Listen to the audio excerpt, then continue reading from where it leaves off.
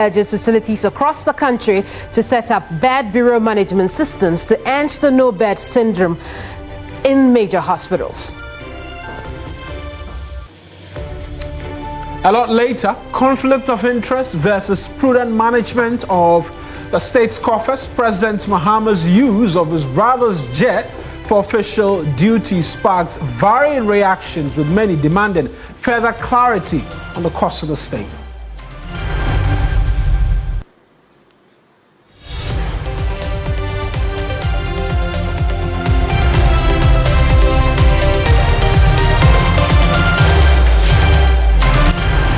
It's News Central live on TV3. I'm Kamini Amano. And I am Mawina Egbeta. The bulletin starts right now.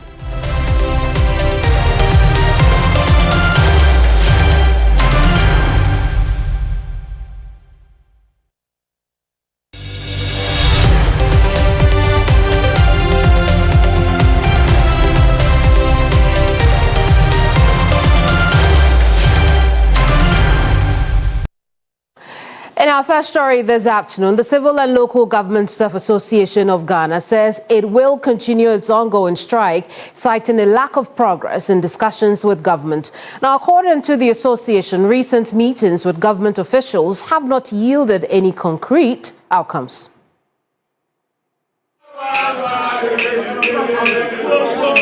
The Civil and Local Government Staff Association of Ghana, CLOGSAG, says the government had promised to provide a document outlining a schedule for payments to address their concerns, but the document is yet to be presented. The National Executive Council of CLOGSAG reviewed all interventions that had been made in relation to the strike action embarked by CLOGSAG from the 9th of March.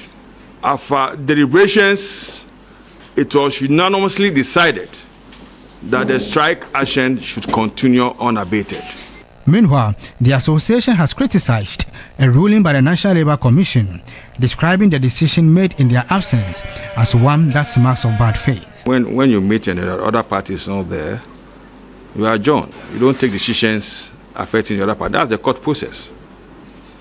You go to court. You are invited to court, whether defendant or plaintiff, and you are not there for the first time. Will the court go ahead and take a decision on the matter? No. What they've done is illegal. Members of the Civil and Local Governments of Association of Ghana, CLOGSAG, embarked on an indefinite nationwide strike on Monday, March 9. The strike is to protest against what the association describes as persistent delays in implementing their agreed conditions of service. Some of the regional executives expressed their dissatisfaction. Now, the ongoing industrial action by members of CLOGSAG has entered its fifth day, with its impact becoming increasingly severe across the country. Now, several metropolitan, municipal and district assemblies are experiencing major disruptions in operations, while revenue generation has declined as many public services remain suspended. Let's connect now with Ashanti region correspondent Ibrahim Abubakar, who's currently at the Asukwa Municipal Assembly. Ibrahim, what else can you tell us from there? Well, Kamini, so before coming here, I visited the Kumasi Metropolitan Assembly, the Oforikrom Municipal Assembly, and also Kwada. So, and the situation is peculiar. You come here, almost all the offices at the assembly remain closed. You find only few units with staff who are not members of CLOGSAG operating. Talk about offices of the YEA and offices that have service personnel in, but overall administrative activity is very, very minimal here. I see. And how is this impacting people's ability to get the services they require or desire? Well, people are not getting any service here. Anyone who comes has to leave disappointed. But for the assembly, one key concern had to do with how the strike is even impacting on revenue mobilization.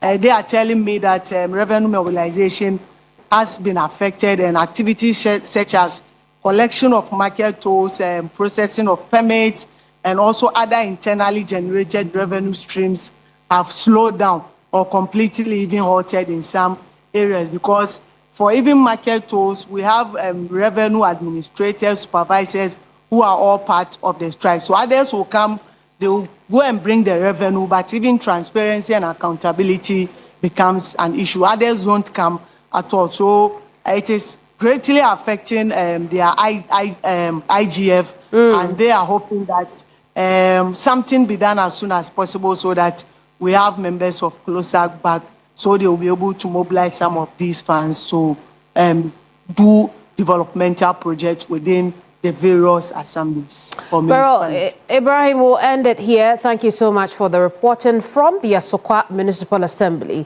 Let's head for the capital city, because Joseph Armstrong has been visiting some ministries and institutions. He reports that there appears to be mixed compliance today, because while some are complying with this directive, others have reported to work. Let's get the details of that.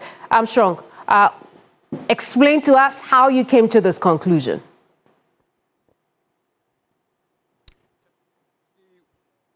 The ministry, precisely that of the Ministry of Lands, Local Government, and also several other ministries are along where I'm standing currently. Earlier, we went to the Registrar General, where normally on days like this, when CLOGSAG declares strike, you get to the place and the whole place is choked with people who have traveled from far and near. But today, when you go to the Registrar General's department, all offices were opened, and indeed, they were attending to clients. We got into some of the offices where we know they have CLOGSAG members. We spoke with them off camera, and they explained to us why they've come to work. According to them, their work is essential, and that there's no way they can stay home because their executives have declared strike. According to them, people have traveled from far and near, and it will be unfair on their part not to come to work because of the ongoing strike. So if you go to the Registrar General Department right now as I speak to you,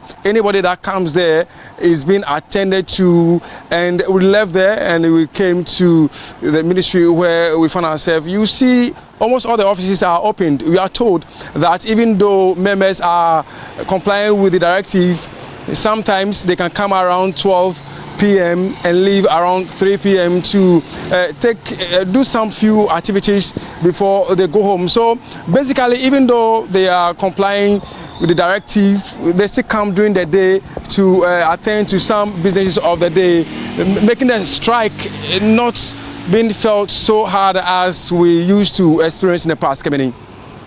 What have CLOGSAG leadership said yet about the mixed compliance to the strike?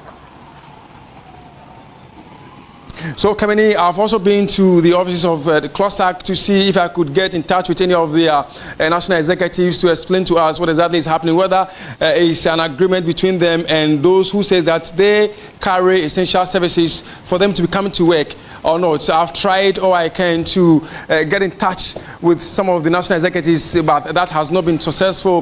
Hopefully, when I leave here, I'll still spend some more time at the CLOGSAG office and see if I could get any of the national executives to explain to us what exactly is happening. If maybe they have some sort of negotiation with some of the departments or the ministries for them to be coming to work whilst the strike is still ongoing.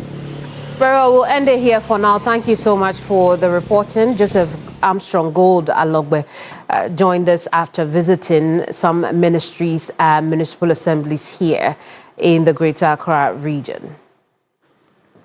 Now, the management of Metro Mass Transit Limited has accused the past NPP government of a create, loot and share agenda in the sale of portions of the Opera Square bus terminal to a private developer. The deputy managing director of the Metro Mass, Harum Apau Wuredu, told journalists the company will not tolerate any further unauthorized development in the area. How come and why should we sit down for a private developer just for his selfish and economic gains to capture state properties just for himself? No, we cannot sit down. Brothers and sisters, we must all stand up. We must all wake up. We must all fight this level of brazen, create, loot, and share. Broad day thievery, broad day capturing and broad day, I wouldn't say broad day corruption, but broad day attempts to milk the system at the expense of our innocent, ordinary Ghanaians. As you have observed, we have aged amongst us. Some have been here dead back at Osas time. But this private developer got his way through during the previous government administration. We are saying, under the leadership of President John Dramani Mahama and my boss, lawyer Kali Caesar, being the MD of Metro Mass Transit Limited, we will not sit down. We will not sit unconcerned to allow this to happen. We will use every legitimate avenue at our disposal, and by the last strength and by the last straw of blood running through our veins, to make sure that we will positively and legally defend, protect, and resist this brazen broad daylight thievery.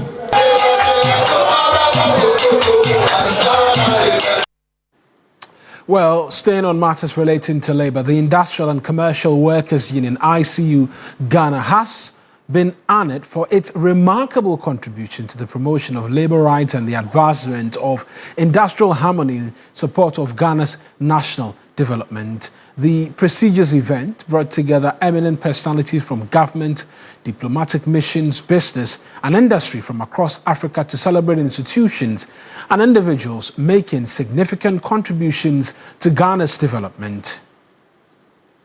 The Industrial and Commercial Workers Union, ICU Ghana, has been honored for its remarkable contribution to the promotion of labor rights and the advancement of industrial harmony in support of Ghana's national development. The recognition came during a ceremony held in Accra as part of the 3rd Ghana Development Awards organized by Business Executive.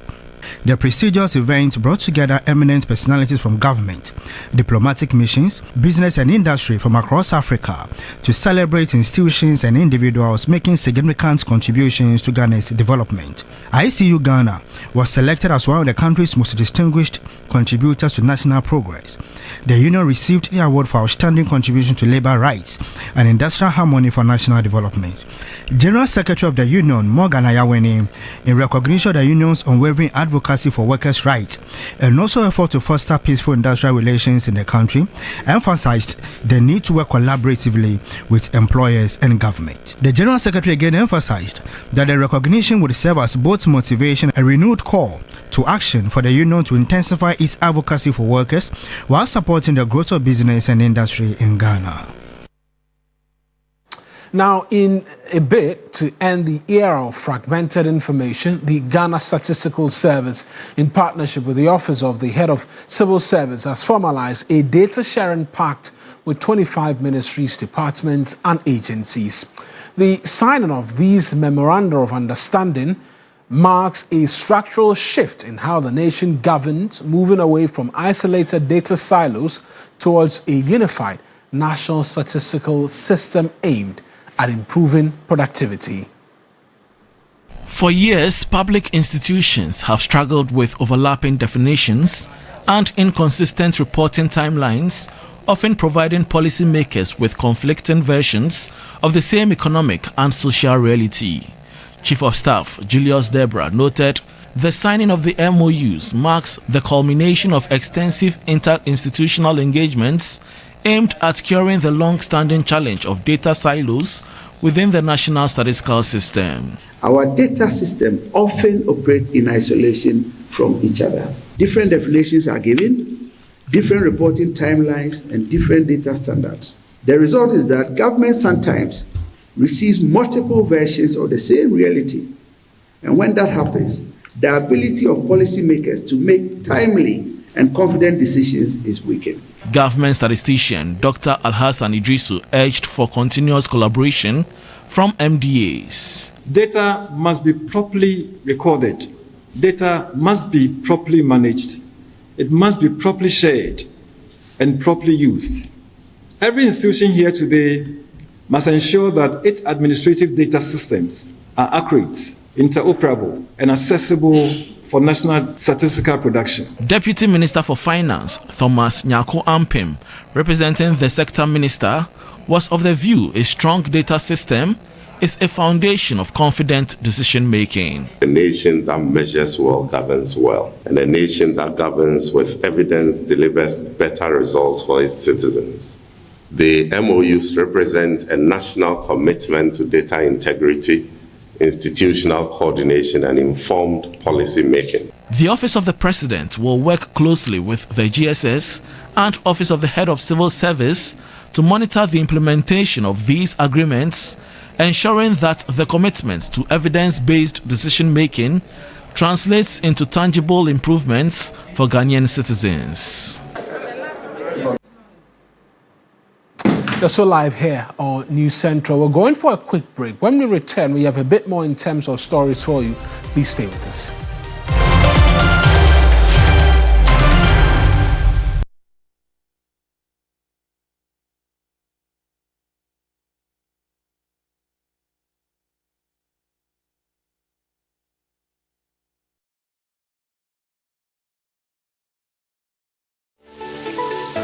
Why are more and more professionals choosing Flamingo paint? As an interior decorator, I aim for that beautiful, elegant look. Flamingo paint has great hiding ability to cover and transform old walls easily with just one coat. Impressive. For me, as a professional painter, I love Flamingo paint because it is small paints that paint huge area, meaning more profit for me. Great value for money. As an architect, Flamingo paint, with its well-researched and solid composition, guarantees durability for all my buildings. Flamingo paint, superior hiding, superior coverage, superior durability. Flamingo paint, simply superior. Yede Gynecare syrup aba. Gynecare eboa eyi afichikro emu haw ahodo te se afichikro emayi de etutusi basabasa ene afichikro mu yaw ahodo ni nyina efiri hokra. Gynecare boa ema atenka akofem no san peja ne mu yie pa. Gynecare boa yama menomu a wanya menopause. Eho haw ahodo te se ohonam a ehyehyew na eyirayira wo no abufuo atete ene de atete saa no nyina. Gynecare brena sekra adrei enkoda oni mfie edumienu entumi mfabi obenya bi ewo pharmacy licensed chemical shop ana herbal shop a eben mu pendodo atu a frɛ Ayona pharmacy. Gynecare ebeye wo de FDA ahwehwe adwade nkratoe mu agye atum se eye. Some things don't arrive, they've always been. Not for a day, for all of time. Until quietly something shifts. Moving from someday to now. Women are not honored in time.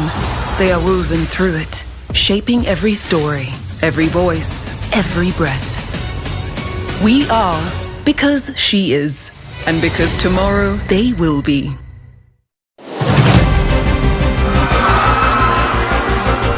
Issues break, when situations develop, when lives are affected, the story doesn't wait, and neither do we.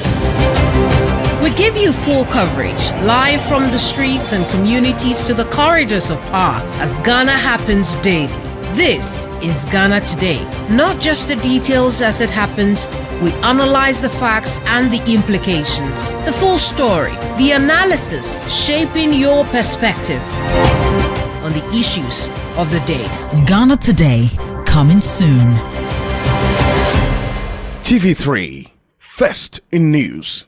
This Friday, 13th March, all roads lead to the Ghana Village at the TV3 premises for this week's Friday Bazaar, the Bobobo edition, starting 5 p.m. sharp. It's going to be in Sham. You can't afford to miss the Kinky Party, powered by Kivo Hot Shittle, the Courier Shea Butter Experience, Efieni Fie, and Showbiz 360 Live, and so much more. I smile too much. I'm way too hot. I'm too spirited. I'm cool tempered. They say my dance is silly, yo. My girls are hips, yo. I love my soccer. All my ladies taste like sugar. I'm made in Ghana. I'm made in Ghana. I'm made in Ghana. I'm made in Ghana. You can take me to London. Love, drama, surprises. The biggest dating reality show is back. Perfect Match Extra Season 4 is launching 14th March 2026 at Studio B. New singles, new connections, and even bigger drama. Be part of the experience live. Audience must be seated by 8 p.m. sharp. Catch the launch live on TV3 and Adisa Plus. One night, one house, a brand new journey to find the perfect match. Perfect Match Extra is sponsored by Enapa Foods, Heaven Insecticide Spray and Coil, Gino Jollof Mix, Gino Hot Pepper Powder, Frutelli Calipo, Darling XYZ Wine, Darling Drink.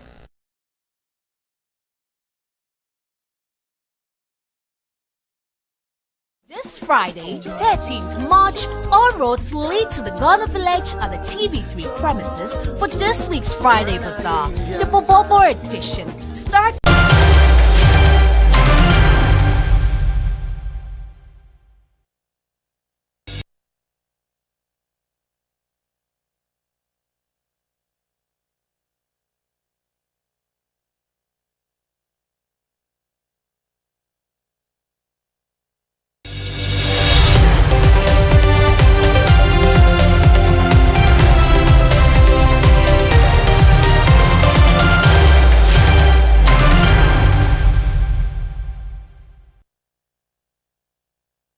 You're welcome back to News Central. Now, security concerns are being raised over potential retaliatory attacks by terrorist groups against Ghana, following comments by Foreign Minister Samuel Okudzeto-Ablakwa disclosing the country's collaboration with the U.S. to target ISIS positions in Nigeria. International relations expert Professor Lord Mauku Yevuga cautions that countries perceived to be allies with the U.S. are often targeted by terrorist groups. On 26th December 2025, the United States conducted airstrikes which is said were against Islamic State militants in northwest Nigeria. The strikes, according to the US, was a joint operation between Nigeria and the United States. Speaking at the London Chatham House think tank on Monday, March 9, Foreign Affairs Minister Samuel Okudzeto-Ablakwa revealed that the operation was a trilateral effort. The Nigerians will confirm to you that they invited the Americans and they also reached out to Ghana to collaborate. The Nigerians? Yes, both the Nigerians and the Americans. Sovereignty has to be respected, territorial integrity has to be respected. You must be invited, and we must all agree on the scope of the intervention. But ranking member on Parliament's Foreign Affairs Committee, Samuel Abujinapo, condemned the minister, demanding his presence before the House to provide clarification. If the government of Ghana entered into any such agreement with the government of the United States of America, the dictates and tenets of our national constitution are express and clear that such agreements must necessarily elicit parliamentary approval. And so if there was any such agreement, why has the government as yet not tabled that agreement before the Parliament of Ghana for ratification or otherwise? Professor of Political Economy and International Relations at the Gimpa School of Public Service and Governance, Lord Mauku Yevuga, described the minister's comments as a gaffe which could have dire repercussions. Before you disclose that information, you need some clearance from the presidency, from the government. But if you just decide to disclose it without thinking about the ramifications for the country, then some will say that's very reckless. That because a small disclosure like that could result in unimaginable attacks on the country one way or another. Professor Mauku Yevuga maintained that Samuel Okudzeto-Ablakwa ought to meet the committee and quickly resolve the matter, while urging the country's security be tightened. If you don't give full disclosure, then you create a void. And once there's a void, people will be filling the void with all kinds of lies. For example, what happened that the minority organized a press conference 3 days ago, and the ranking member, Honorable Jinapo, said a lot of lies. I mean, he was even referencing the minister and putting words in the minister's mouth, that the minister said Ghana was used to launch, as a base to launch the attacks, and that was done with the approval of the president. The minister never said these things. The government of Ghana and the United States signed a defense cooperation agreement in 2018, which allowed the US to, among other things, train, use facilities, and conduct security operations in Ghana under defined legal rules. Lord Idwasari, TV3 News, Accra. Through the Postal and Courier Services Regulatory Commission will, from April 1st, 2026, start a nationwide crackdown on unlicensed and unregulated courier services. The directive follows the launch of the Integrated Courier and Logistics Management System Ghana, a digital platform aimed at regulating the courier and logistics sector and supporting the growth of Ghana's e-commerce ecosystem. Minister for Communications, Digital Technology and Innovations, Samuel Nati George, announced a move at the platform's launch on Thursday, March 12. We promised the roadmap and we promised the system that will make licensing as easy as sending a WhatsApp message. Today, ICOM's GH is the fulfillment of that promise. Because by means of ICOM's GH portal, every member of the public is now empowered to verify the regulatory status of a courier company or rider before entrusting them with their item of value. He noted that sector players no longer have an excuse after an earlier intervention in August 2025 temporarily halted enforcement actions. The minister said players now have 19-day grace period to register and onboard onto the ICOM's Ghana platform before nationwide enforcement begins. The grace period runs from today, 12th of March, until 31st of March 2026. Whether you are a company or a single biker, register on the ICOM's GH platform. All existing courier companies have that same period to onboard and integrate their systems with ICOM's digital platform. If you fail to do that, it will attract regulatory sanctions. Samuel Nati George added that all existing courier companies have that same period to onboard and integrate their systems with the ICOM's digital platform. Failure to do that, it will attract regulatory sanctions. The boom in the courier and delivery business is an indication of the trust and reliance on existing systems. The emergence of e-commerce has driven a new rise in the number of delivery services. A major challenge faced by the Postal and Courier Services Regulatory Commission over the years is the activities of illegal operators, which makes it difficult to sanitize the service. According to the Commission's intelligence, for every 10 motor riders intercepted, about 8 are engaged in delivery services without a license. The Commission says concerns about paying more for delivery than for the items delivered can be addressed if they use licensed service providers.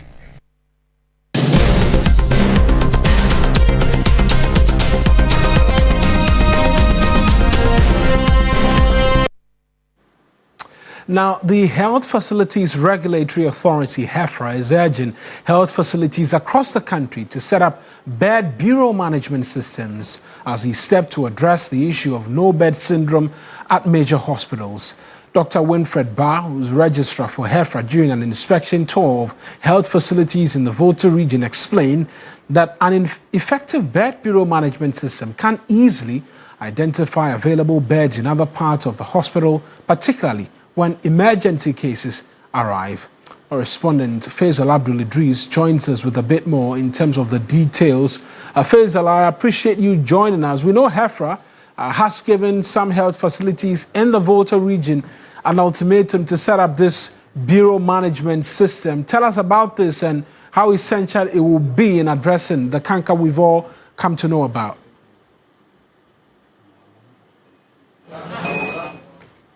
On his tour of the facilities in the Volta region, engaged management and the various stakeholders, the key issue on the table is how to address the issue of no-bed syndrome in our hospitals, particularly the major health facilities.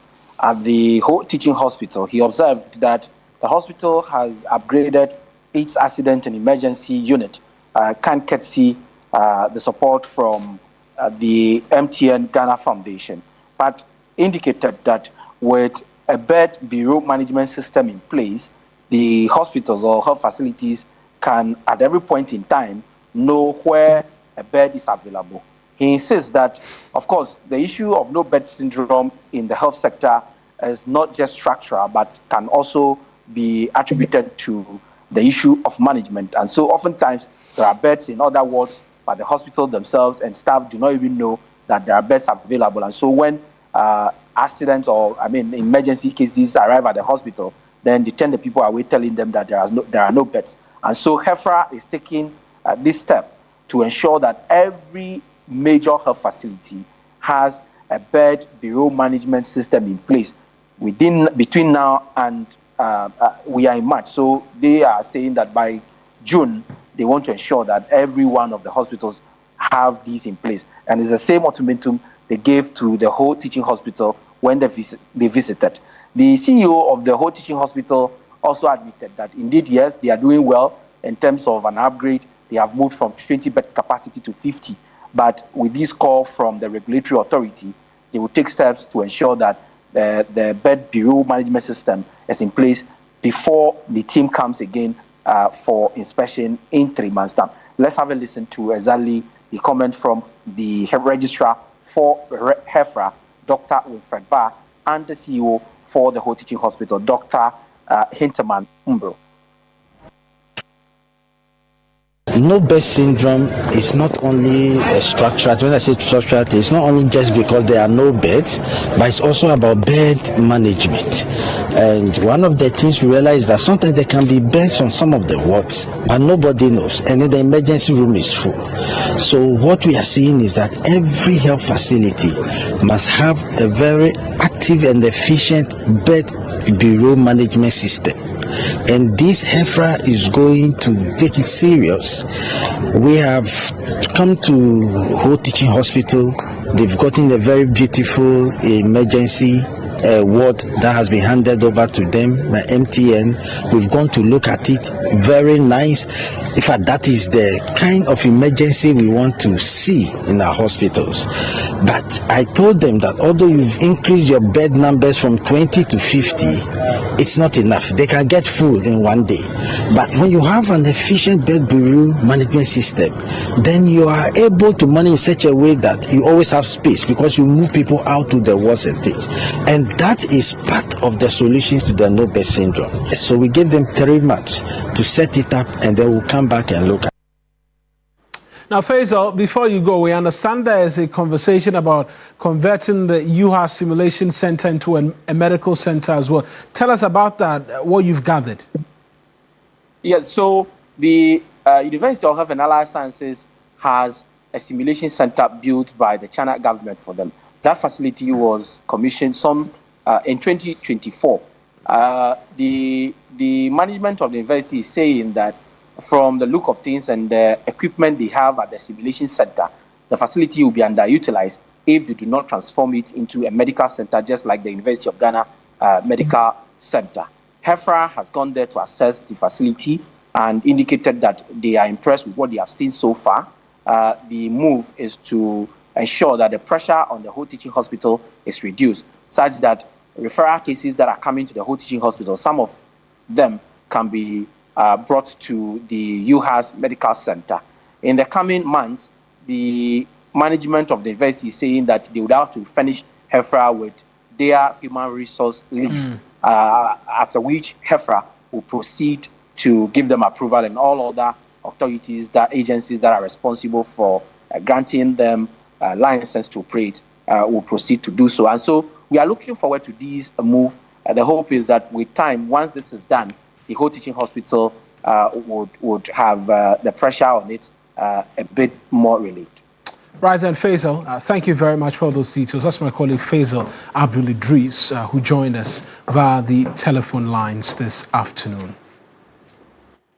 Now, nearly 1 month after the deadly terrorist attack on Ghanaian tomato traders in Burkina Faso, Salamatu Salam, a resident of Paga in the Upper East region and one of the survivors, is recovering after undergoing surgery to remove a bullet round lodged in her leg.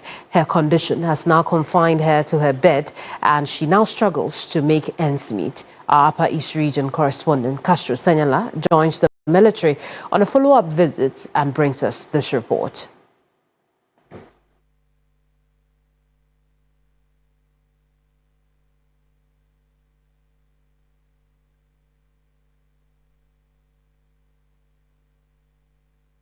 We apologize for the lack of audio on that story. We will bring it back. In the meantime, let's turn attention to something else because the board chairman of Cocoa Board, Dr. Samuel Ofosu-Ampofo, says an urgent tripartite meeting will soon be convened to ensure the timely release and protection of funds meant for cocoa farmers. We'll bring you that story on the other side of this break.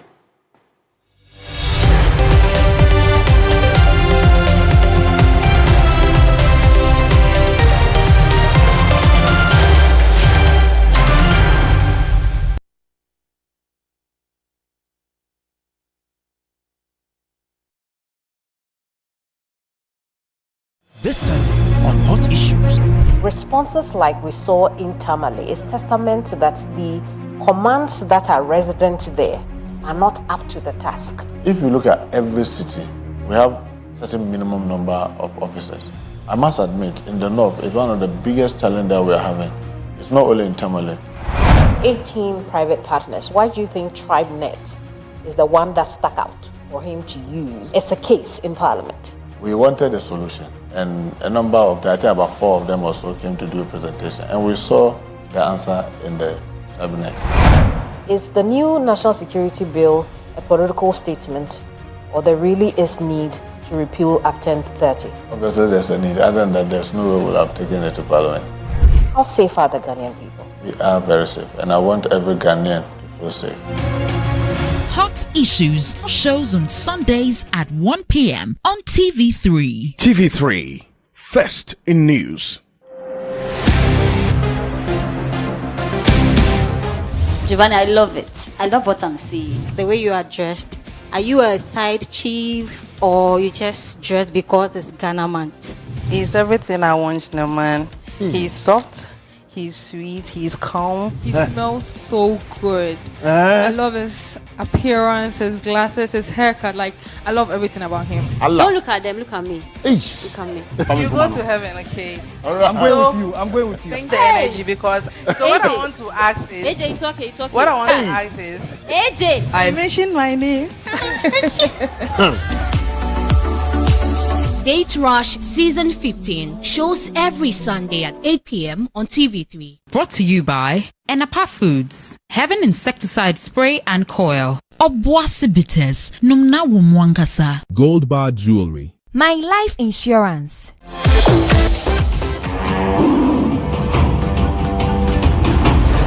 Welcome to episode 7 of Talented Kids.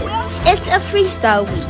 The competition is super exciting as our brave young talents show off their creativity and natural talent to wow the judges and make everyone cheer. This is the song, and this is my tongue. Anyone who calls himself a man should come and cut it off. Vote for your favorite contestant by dialing *713 *13# or download the MG Reality app to vote. Talented Kids, free to play. Talented Kids Season 17 shows Sunday at 5 p.m. on TV3. Powered by Indomie. Tastes great. Sponsored by Flora Tissues, Top Choco, Gino Jollof Mix, Didi Shito, Fratelli Calipo, Nero Prime Water, Coco Plus, CTIW Foundation, Kel Kids Toothpaste.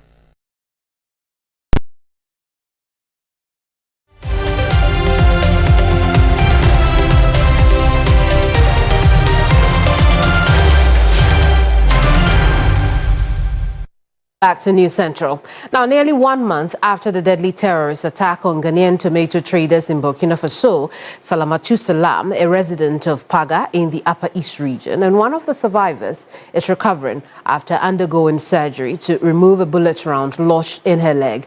Her condition has now confined her to her bed, and she now struggles to make ends meet. Our Upper East region correspondent, Castro Sanyala, joined the military on a follow-up visit and brings us this report. 49-year-old Salamatu Salam is one of the 7 survivors among the Ghanaian tomato traders who were brutally attacked by terrorists in the Tetao province of Burkina Faso on 14th February 2026. The attack led to the death of 7 traders and left 3 others injured, including Salamatu, who was shot in her left ankle. The Ghana Embassy in Burkina Faso, working with security agencies, facilitated the safe rescue of the survivors who were received in Ghana on 17th February 2026. Nearly 1 month after the incident, Salamatu recounts her ordeal. When we arrived in Burkina Faso that fateful day, we settled down, cooked our food, ate and went to sleep. When it was around 6:30 in the morning, our leader asked us to wake up and prepare to be transported by motorcycles to the tomato farms where we will begin sorting the tomatoes into the boxes.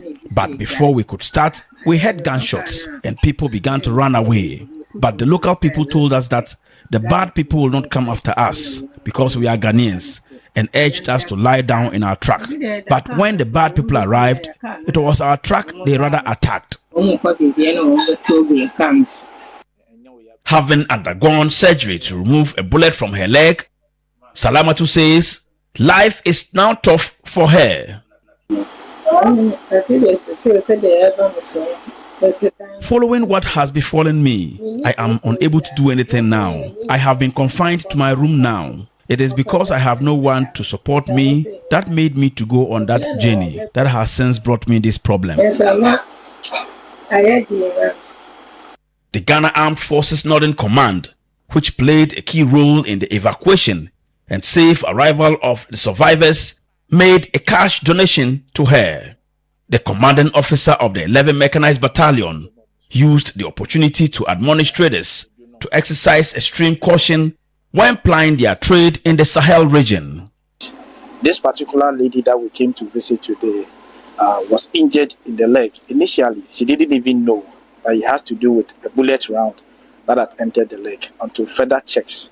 So as part of our activities or our responsibility to them, we thought it wise to pay a visit to her, support her, and I will use this opportunity to also advise all our traders plying that particular route that you don't have to go to where you are not supposed to go. At least we have embassies, we have security advisories along the borders. Once you interact with us, once you seek clearance from us, we'll be able to tell you how far you should go and how far you shouldn't go. About 90% of Ghana's fresh tomato imports come from Burkina Faso, with a trade valued at roughly $400 million. The attack again brought to the fore the need for authorities to support the development and growth of the varieties of tomatoes imported in order to reduce foreign exchange overflows and create jobs. Castro Seyala, TV3 News, Paga.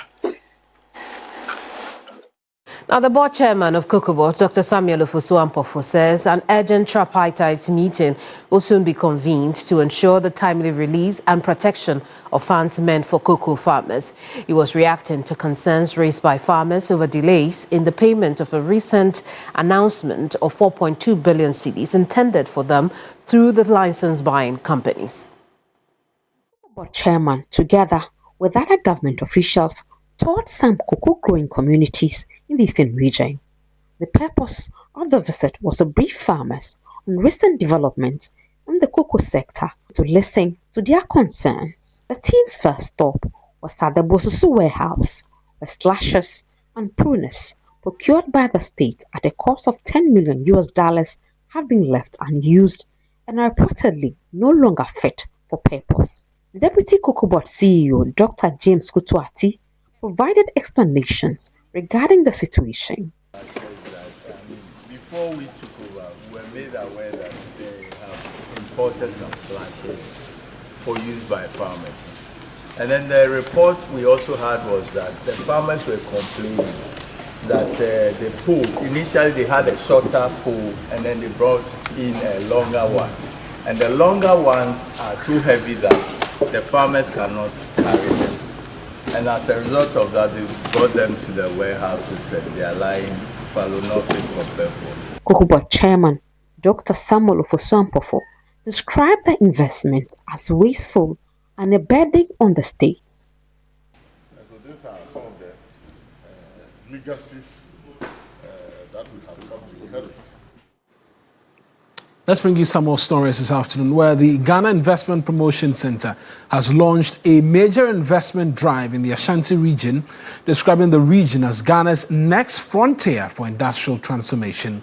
At a regional investment roadshow in Kumasi, the chief executive officer of the center, Simon Maji, said the region holds enormous untapped investment opportunities capable of driving the country's next phase of economic growth.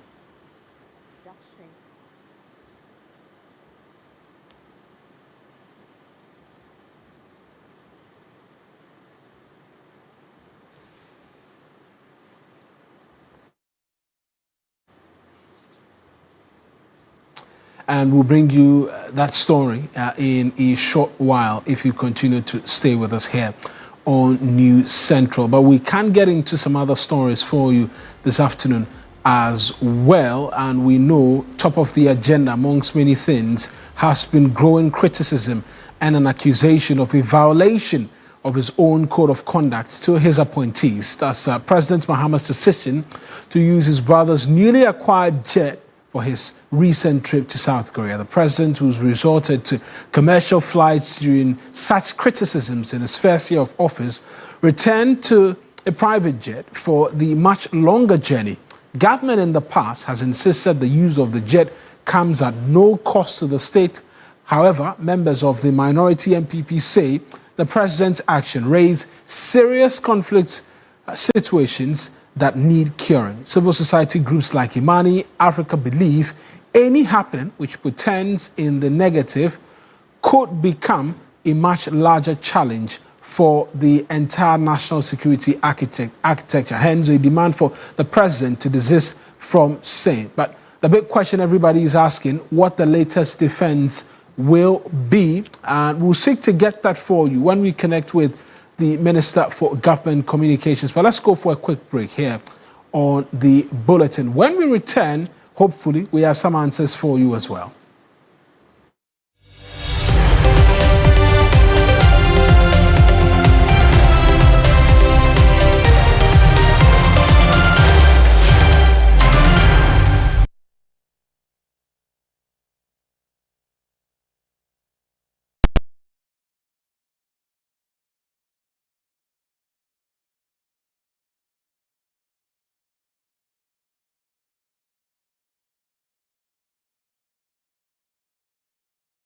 In Ghana, we don't just watch athletics, we feel it.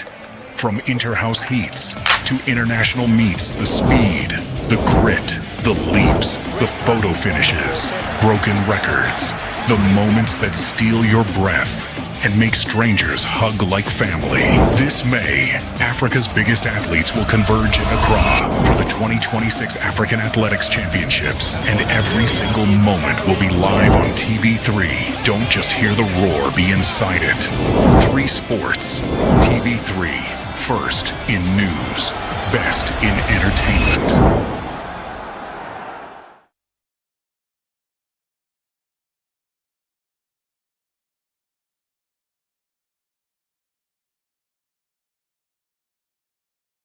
This Friday, 13th March, all roads lead to the Ghana Village at the TV3 premises for this week's Friday Bazaar, the Bobobo edition, starting 5 p.m. sharp. It's going to be a jam. You can't afford to miss the Kinky Party, powered by Kibo Hot Shittle, the Courier Shea Butter Experience, Efiene Fie, and Showbiz 360 Live, and so much more. I smile too much. I'm way too hot. I'm too spirited. I'm cool tempered. They say my dance is silly, yo. My girls are hips, yo. I love my soccer. All my ladies taste like sugar. I'm made in Ghana. I'm made in Ghana. I'm made in Ghana. I'm made in Ghana. You can take me to London. The wait is over. A new world, new stakes. Across Ghana's campuses, the search begins. The faculty is back. What exactly makes you think you have top or strong communication? Number one. What was your overall crisis communication objective? Do you have what it takes? Topping 10 returns. Topping 10 have given me the opportunity to study what I want to achieve in the next 5 years. 12 interns, 10 weeks, one life-changing opportunity. The winner, Sandra. If you hold a second-class Apple degree or higher, this is your moment. Register now. Topping 10 Season 3. The Topping 10. Today's learners, tomorrow's leaders.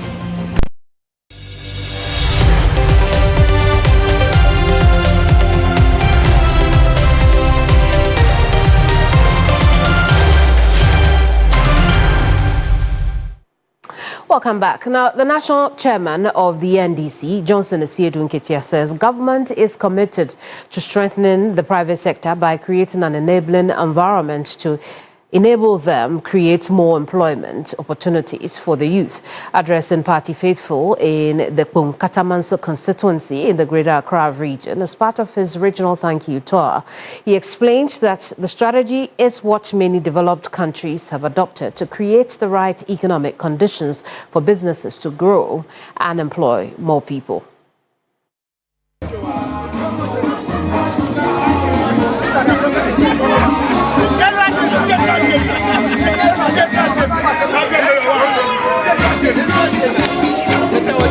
Now, we are no free bar. No credit that hope and say, I buy and crack Juma. The truth is that government has no jobs for the youth. There is no country that does that. When it gets to a place where an economy is progressing, and it is a my air coswa. A drew baby economy no cosoropa no. You will say, I buy my Timia and Sisiama, Uncle Ajuma, and Faso Abamu, a chance obey Abaya Juma. the country supports the private sector to enable it to create jobs so that it can pay the youth well. Here in Ghana, the problem is that our private sector, the country has so changed. Now, the India Abasa say, Oma by no Ashishama economy no agina. Into private businesses, no year Juma, or Ponyam Faso, 8 Mitria, or more Juma for Kaye. You be Juma no more. Into Ubia by a school, and yet I buy no head or Hesse or Beko private sector. Politicians wait for the private businesses to collapse, and when that happens, how do they employ? So the changes that are coming from the government will ensure the private sector is empowered to recruit more.